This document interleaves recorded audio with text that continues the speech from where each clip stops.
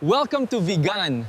You won't believe how much you can do with just 500 pesos. Come on, look at this. The best empanada you'll ever find. From the stunning waves at sunset to the historic streets of Vigan.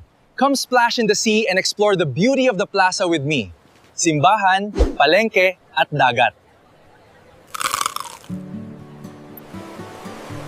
Akal nyo ba't pang mayaha lang ang vegan? Today, ipapakita ko sa inyo kung paano i-enjoy ang Ilocos Swirl sa budget-friendly na paraan. Mula sa sikat na plaza wangang sa Palembi, tara, laban muna tayo!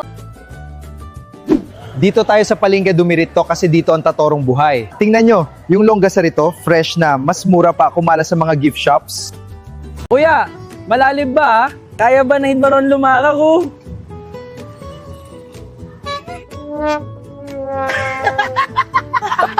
Grabe guys, hindi pwedeng hindi nyo titikman to. 35, 550 pesos lang, busog ka na. Sausaw sa sukang Iloco, panalo.